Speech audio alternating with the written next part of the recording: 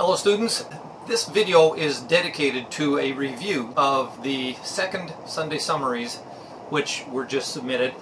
Two of the students I'm going to leave unnamed because what they've allowed me to do is take their submissions and turn them around as an example of where you can go terribly wrong when doing a Sunday summary.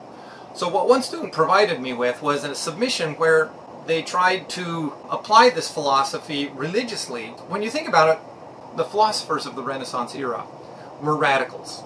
If they wouldn't have been such high-profile individuals, they could have been burned at the stake. They were going against everything that religion was trying to advance. What these writers from the Enlightenment era saw was all of the unethical behavior on the part of religious leaders and government leaders who were leveraging religion to control the people. And so these enlightened thinkers of the Renaissance era had to tread very gently as they walked that fine line between religion and fairness. Because if they went too far over the line, they would be burned at the stake or beheaded. And let's face it, it happened to a few of them who went a little bit too far. So what they had to do was they had to, in that era, talk about things and frame things in a way that it wouldn't offend religion, but it was certainly pushing the envelope. And that's what I want you to think about. And so one student submitted an idea about, well, they use this article here as their example. It's a question and answer forum on the Focus on the Family site. And the question is, what's your perspective on issues like feeding the hungry, fighting abortion, helping the homeless, and slave trafficking? As Christians, shouldn't we just concentrate on evangelism? What this writer is writing in to ask, and this is no reflection on the student who submitted this, this is the writer of the person who authored the question. They're just saying, hey, we're going to save everybody anyways, and we're all going to end up in the presence of Christ after the second coming of Christ, which we're all preparing for anyways, because this is Focus on the Family is a fundamentalist Christian group, and they are what they call millennialists, and everything is going to be fixed during the reign of Christ during the millennium. Mormons, my faith, the faith I grew up in, are millennialists. They believe in this millennial period. And once again, they are out there to convert the entire world to Mormonism. And that's their goal. And they make no apologies that that's their goal. And so with that as your goal, why are you focusing on feeding the homeless? Because if they die, they're going to be in the presence of Christ anyways. And this is an extreme version of it. But we're no longer in the Renaissance era, and so we can talk philosophically about two different points of view. And there's more than two different points of views, there's multiple points of view. And so this is where I want to caution you as you think about this. If you're trying to reconcile religion and philosophy, you're setting yourself up for a really tough time. And there's only one way to do it, and I'm going to tell you the way to do it, because it was the way I was raised and it was the way I did it until I was 46 years old. And so what the forum moderators did in their response to this question was that they said, we are made in the image of God. And so when we think about what the philosophers were saying when they're talking about justice and fairness, is that we have to imagine ourselves as in the image of God. And so from it flows a whole series of implications as to what a human being is and how he or she should be treated by his or her fellows. This, in our view, is what the concept of human rights and social justice is all about. It's a good argument, and what they do is they say, well, perhaps it would be useful if we used the term social justice in the same way that Chuck Colson, Marvin Olasky, Albert Mohler, and many other conservative, biblically grounded Christians have used it. We don't understand it in terms of government-mandated redistribution of wealth. And so what that comes down to, when you think about it in a nutshell, is it's a negotiated reading. In media terms, my bachelor's degree was in multimedia journalism. And when we talk about this kind of behavior in media, we're talking about giving it a negotiated reading. It works the same way in the religion that I grew up in, Mormonism. They run Brigham Young University. Within even the Mormon community, it makes us dizzy to think that Brigham Young University is teaching anthropology on one hand, when on the other hand they are going on this idea of the flood and the fact that the earth is, for perhaps 6,000 or 7,000 years old if you go by the conventional Bible era. So how do they reconcile anthropology at Brigham Young University? Well, they give it a negotiated reading.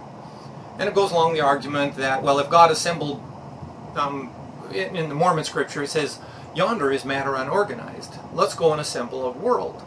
And so they picked pieces of space debris up and they brought it all together, and that space debris had fossils in it. So the fossils are from another era of when the earth was being created, and that's the negotiated reading, and that's how they explain it. And so every religion, I'm not picking on Christianity here, I'm picking on the idea that when you think about a capital T truth, you're setting yourself up for a really hard argument. And it's a lot easier if you just set yourself up to having a pluralist view of humankind. And a pluralist view means that there's multiple truths. Everything can be seen as a social construct. My belief systems have been socially constructed by humanists, by people who have left all religion and gone with, for lack of a better argument, Darwin. Christians are going to go head-to-head against Jews, and Jews and Christians are going to go head-to-head against Muslims. And this is why there's a serious problem when you talk about philosophical terms, when you try and put philosophy, when you try and force philosophy to fit in a Christian mold. Because philosophy by its very nature is not meant to fit in a mold. Philosophy is meant to bring pluralistic ideas together in a way that they are compatible. And so it's an idea of bringing the human race into a peaceful coexistence. And if you have one argument out there that says we've got a capital T truth, then you've got this argument on the other side that said, oh, okay, you're telling me I'm wrong because you're the only one that has anything like truths, and what I have is a lie. And so you can't do that and have everybody get along. You can do that if your idea is, well, the whole world has to be converted to Christianity, and if they're not going to convert to Christianity, then they're lost souls anyway, so why don't we let them die? Well, it's not quite that harsh today in Christianity. But there are some who think that's right because they bomb abortion clinics and they shoot abortion doctors, and they justify it by how evil those individuals are and how evil that activity is. And so it's a very, it's a tenuous argument at best. And it sets everybody up to get their teeth on edge and pick a fight. And so that's the problem with it. And the only way that you can get some of this philosophy to fit into a Christian view or an Islamic view is to give it a negotiated reading so that it makes sense and it doesn't offend your sensibilities. It's far easier if you just back up and do what we're going to be learning about this week in the lectures. And what we're going to learn and what we're going to be taught is about Rawls' veil of ignorance. We'll come back to this at the end of the class. The other thing which I wanted to talk about, point number 2, was the idea of getting fooled by an internet-based media site that has done an incredibly good job to look authentic when in actual fact it is a satire site. First clue that this is a satire site when you see National Report is the pictures of Ted Cruz and Sarah Palin. Because unless you are way off on the fringe of the political spectrum, these two individuals are not taken seriously in anybody's imagination except for an extreme group of individuals who have a deeply ideological view of the world. And if you stay with that ideological view of these two individuals, you're going to be offending a lot of people, which is counter to the whole idea of administrative process and ethics. Administrative process and ethics means that you don't pick a point of view. So when you see individuals like this at the masthead of the media site, you should say, well, this probably isn't a news source I want to use. To the credit of the individual who picked this story, it was a fantastic story and it had a perfect fit. So both this individual and the individual trying to see philosophy through a Christian lens, these individuals presented very good arguments, and their arguments fit perfectly into Michael Sandel's lectures. And so they got full marks. This is not as though you did it wrong, you got 0. No, this is an excellent argument on the case of both of these students and very illustrative of what we were learning and what we were supposed to be learning. So full marks, kudos to both of these students. Absolutely, I'm totally as pleased as punch that they picked these stories because they were such a perfect fit for Michael Sandel's lectures. So this story here was about a 15-year-old who was a gamer. And they even went so far as to capture a very remorseful 15-year-old who was going to jail for 25 years because he didn't like somebody that he was playing with online in a war game, and so he hacked into his IP address, got his address, phoned up the police and said, "I've just killed 4 people and I'm going to kill anybody that comes through my door," and gave him the address of this guy that had just beat him in an online game. This is called swatting. You get a SWAT team to go and attack a family. Incredibly unethical behavior, and perfectly tied into the aspect of the episodes that we watched last week.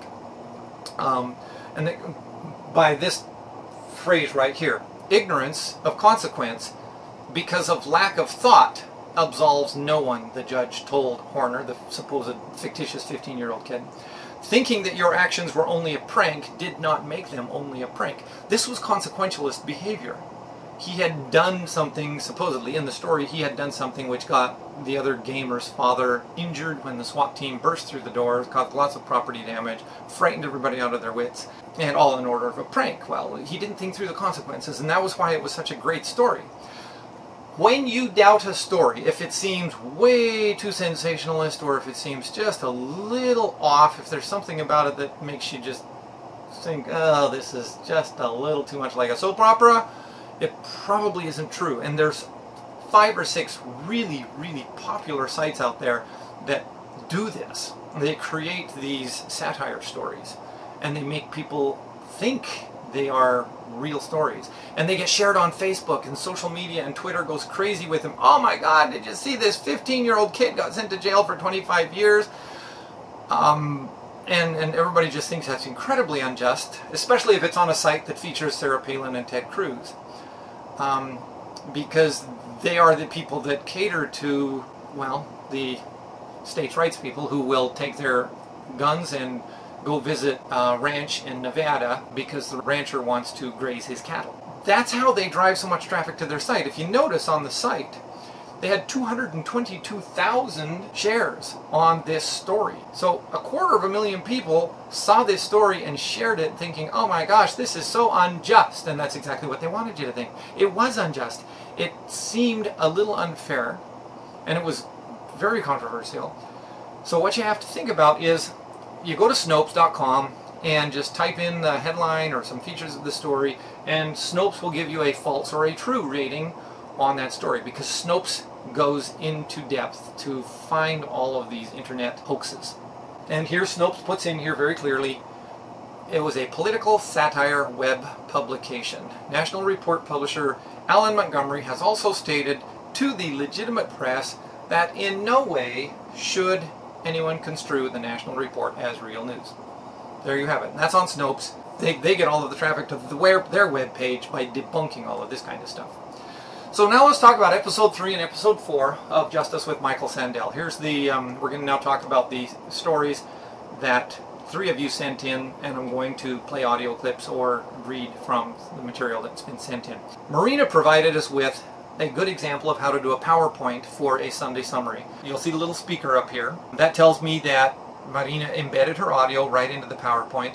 These are her notes. She chose the top one. She put it in red for me. So she just took notes on a slide, and she proceeded to give me her 2-minute audio, which was a little bit more than 2 minutes, but Marina's an overachiever. I've had her in classes before. So she does incredible work, and she does an amazing job with her PowerPoint presentation. For the end of the semester, you will be doing a PowerPoint presentation like this. This is the expectation of what you will produce by the end of the semester. So if you want to get good at it, like Marina's good at it, you can start trying it now.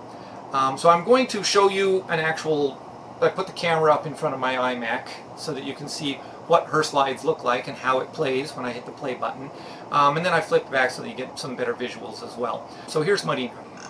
Hello, my name is Marina Rebinskaya, and today I would like to discuss an article about eminent domain, since I feel it directly relates to libertarianism and utilitarianism. The section I chose to focus on was the beginnings part of video number 3. This came about from a recent story I read about a possible new stadium being built in Buffalo. The land that they're planning to use for the stadium would have to be acquired through eminent domain. The issue with eminent domain that I have basically is that really, in reality, there's no other option available to the landowner besides selling. If for some reason they are attached to the land, if they inherited from their great-great-grandmother or whatnot, no consideration is given to any of that. They basically have no choice, which goes against libertarianism, but is in favor of utilitarianism, since this is looked upon as the sacrifice that person makes will or could possibly benefit a larger group of people in the future. The other issue I have with this is stadiums and arenas are not crucial. It is not something that is going to be a life savior. It is not something that is absolutely required for everyday quality of life. Now we have Benjamin's work. Benjamin has, here's his notes, typed down the notes that he prepared while he was watching the video, and he put little blue boxes around the points that caught his attention. So Benjamin's going to talk about the firefighter's example. He's actually studying to get his bachelor's degree so that he can enter a career as a firefighter. And so that's why this hit home for Benjamin, and here's his 2-minute account. I remember actually hearing this story when it actually happened in 2011. The fee that the homeowners didn't pay was $75. I can't see the ethical reasoning behind this. I can see that, you know, the fire department had the policy that they had to charge people, but to let somebody's house burn down simply over $75 doesn't seem ethically correct. What made this decision unethical? Just the fact that the firefighters who were paid to put out fires just let a house completely burn down. How could or did the government intervene?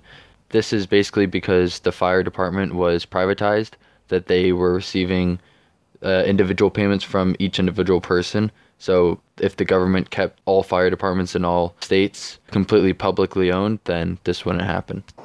So when you think of what Benjamin's comments were, it's important to realize something which Michael Sandel only said in passing in his lecture. It was not a fire department.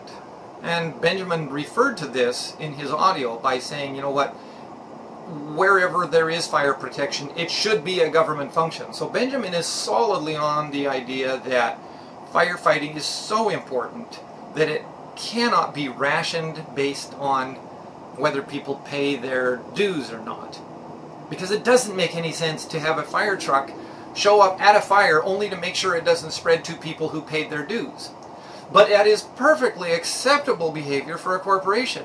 It's not acceptable for a fire department, so we can't even refer to this as a fire department. Inside the city limits, at town limits, it's actually a very tiny town. And this is where the problem comes from, is that the town was suffering from free riders. And that's a huge problem in public administration. The town assessed taxes from everybody inside the city limits. And they said, you know what, you are going to pay taxes and we will cover your homes with our fire department. Our fire department will respond to every call within the town limits. And everybody outside the town said, oh, but I can see the town limits from my driveway and it's only another 20 seconds down the road for you to come. How can I get your services for my rural property outside of the city limit, town limits? And they said, oh, okay, well, let's do this. We'll assess $75. That's pretty fair. Because we're in business anyways. We're here anyways. We've got all of the equipment anyways. So here's a little bit of revenue from the people who don't pay taxes to the town so that we can extend the services that we're already providing anyway to them. But you have to remember to pay $75 every year in order to have that benefit. And everybody, and I can imagine when they did this 20 years ago, they started this 20 years ago. So I imagine when they did this 20 years ago, everybody was really gung-ho on it and they started paying $75. But this is Tennessee and they have a very strong libertarian mindset in Tennessee. It's live and let live. So they forgot to pay their dues. They've been 10 years without having a fire. And hey, you know what? They put out the fire at Jones's place, and Jones's paid up the $75 after the fire and said, oh geez, I'll never not pay that again. And so pattern and practice set up, and people were saying, oh, okay, if I have a fire, then I'll just pay the dues after the fact because they did it for the Joneses. Well, they're not a charity. a fire department costs money, and they can't be running like a charity for all of the people that are outside the town limits. So they started behaving like a corporation to the individuals outside the town limits. But for everybody in the town, they were a fire department, a bona fide real fire department like Benjamin thinks everybody should have. But they had to do something with these free riders. And the best way to deal with the free riders is to have them suffer the consequences of their free riding behavior. And that meant if the Joneses are paying their dues, the fire department is going to go drive at the Joneses' driveway to make sure the house burning next door doesn't spread to the Joneses. But they're not going to put out the fire on the house next door because they didn't pay their dues, they haven't paid their dues, and they've shown behavior in the past 20 years that said, you know what, they're only going to ever pay their dues if they actually have a fire, and then they're going to write the check and say, oh, thank God, I forgot to pay my dues, I didn't mail it, I had it all written out. Sorry. It's corporate behavior outside of the town limits. If you don't pay for our services, you don't get our services. And they had to be hard-nosed about that in order to condition the behavior of these libertarian-minded people in rural Tennessee. Because that's how Tennessee was founded, and it's been like that for 200 years. They're not going to change unless you give them an incentive to behave another way. So, speaking generically. So, that's where, that's a really good argument, and I'm glad Benjamin used that, and I'm glad he said fire departments should be run by the government, because that's absolutely the truth, and you'll see Michael Sandel get down that path. The next and final submission was done by Derek. Derek's notes, as he put them down here, and he highlighted the one in yellow that he's going to talk about, and it is the distribution of wealth. The story which Derek picked is an excellent story, but it needs a little bit of an introduction. If you don't know tax, you need to understand that there are 5 states in the United States that do not collect income tax in the state. They rely 100% on their tax revenue from property taxes and sales taxes.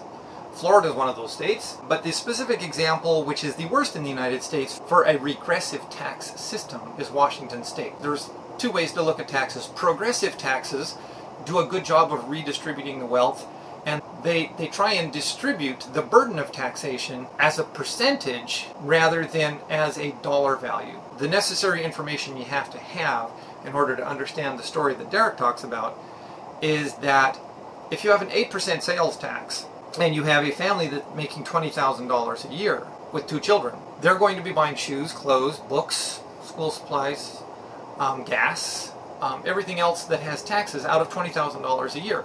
It costs a certain amount of money to feed a family of 4. Now, if you have another family of 4 on the other side over here that's making $200,000 a year, they might be buying more expensive food, they might be buying more expensive shoes, they might be buying more expensive cars, but they've got a lot more money to buy it with. So an 8% sales tax is going to hit the family that's making $20,000 a year really, really hard. They're going to feel that 8% sales tax. And it'll probably make their tax burden as a percentage of their total income somewhere around 5 to 6% just to pay that sales tax. The family that's making $200,000 a year probably are paying about 0.5% of their income to pay that sales tax.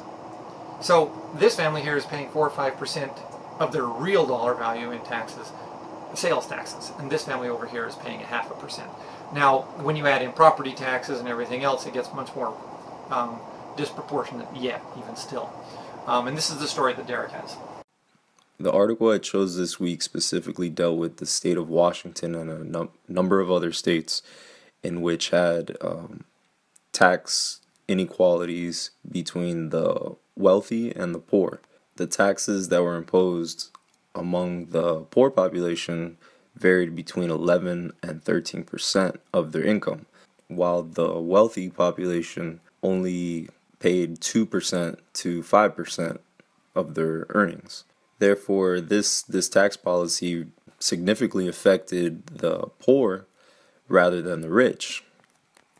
Although I don't believe that someone making, let's say, $1 million a year should be taxed equally to someone making less than $50,000 in a year, I still think that the tax percentage can be narrowed slightly. I think that the state governments need to implement a tax reform. So as it said here, the poor typically spend about 3/4 of their income on items that are subject to sales tax, whereas top earners only end up spending about 1/6 of their income on taxable income. So that's a very, very important thing which we need to think about when you talk about taxation. And 5 states in the United States are really doing a very poor job at that. Now Sarah, she didn't give me an audio clip. She did a full 2-page written summary, but she did an excellent 2-page written summary. So this is my challenge to others who also provided a 2-page summary to try and get a little daring. And you obviously write very well, because I've read your work, and it's very good work. But it's really difficult for me to share. But I'm going to share what Sarah sent in, even if I have to read it myself because she didn't give me her sweet voice to play. So you're going to have to listen to mine, which you already hear a lot of anyways. But she wrote a very, very good point, and I just captured one paragraph of her 2-page written summary. In Sarah's comparison of utilitarianism to libertarianism, she did a good write-up, and then she comes down to this final point. This leads me to my final point, that in order to maintain a just society, we cannot lean entirely toward libertarianism, nor can we lean entirely toward utilitarianism, because both philosophies have flaws. Hit the nail right on the head. And this is what Michael Sandel is going to be talking about this week when you watch episodes 5, 6, and 7. It is necessary, this is what Sarah continues to write, it is necessary to maintain a balance between both viewpoints. This means we would make decisions based off of what is best for the greater good, but bear in mind individual rights. This means creating a system that would determine the value of each individual right and weigh whether or not it is worth benefiting the greater good. When Sarah writes this, she captures the problem with having a religious viewpoint as your starting point, whether it's Judaism or Islam or Christianity, or even if it's atheism, because atheists don't like the idea that people have religion either, because they see religion as a problem. So an absence of religion isn't even a valid viewpoint. What you have to have is you have to have something that is an umbrella theory of justice. And that's what we're going to talk about. John Rawls just comes in right at the very end of this week's learning objectives. What John Rawls talks about is his veil of ignorance. And what he says with his veil of ignorance is that, hey, you know what? Let's back ourselves up to this imaginary position, which doesn't really exist and cannot exist. It's only hypothetical. So we're going to go back to this hypothetical position where we're going to put into place a set of laws. And so as you think about the laws that you want to put into place, put yourself into this position where you forget everything. You are ignorant of everything that is going to happen to you once you're born into this earthly existence, this world. So if you could see the world before you are born, but you don't know where you're going to get born, you don't know what family you're going to be born into, you don't know what ethnicity you're going to be born into, you don't know what religion you're going to be born into, you don't know if you're going to be born disabled, whether you're going to have a physical disability or a mental disability. So before you even come into this existence, you need to establish a philosophy that is so broad and so all-encompassing that no matter where you are born, you're going to be satisfied with the philosophy that you put into place before you came into it.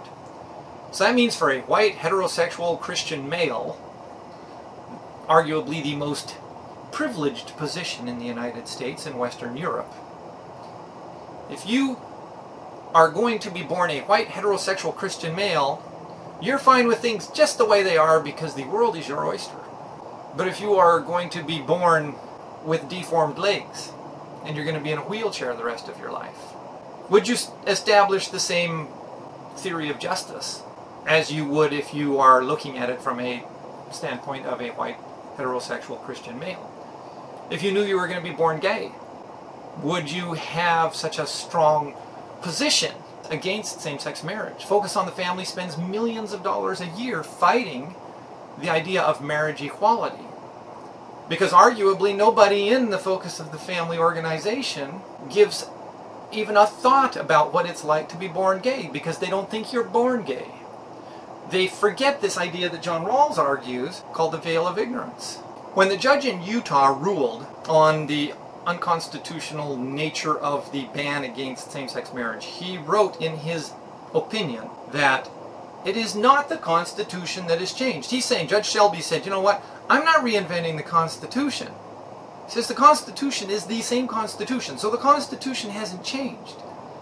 But I am saying that it was unconstitutional to put this kind of wording in the constitutional amendment that you passed in 2004. And then he goes on to say that what has changed was the knowledge of what it means to be gay or lesbian.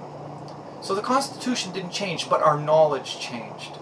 And that is exactly what Michael Sandel was warning you about when he said, look, he says, when you start looking at the world through a philosophical lens, it comes with risks. Because the risk is that you may change the knowledge that you allow into your head. And when you change the knowledge about what it means to be gay or lesbian, then your opinion about a constitutional amendment banning same-sex marriage also changes. And this is what Judge Shelby said. He says, you know, in 1972, it was a different world. We didn't have the kind of knowledge that we had in 1972 because it was in 1973 that the American Psychiatric Association removed homosexuality from the Diagnostic and Statistical Manual. Our knowledge about what it means to be gay or lesbian changed. And that is what this course is about, and that's where we come into the administrative process and ethics argument for all of this material. And that's why Michael Sandel is so foundational to this course. Look forward to seeing your work from next week. Thank you.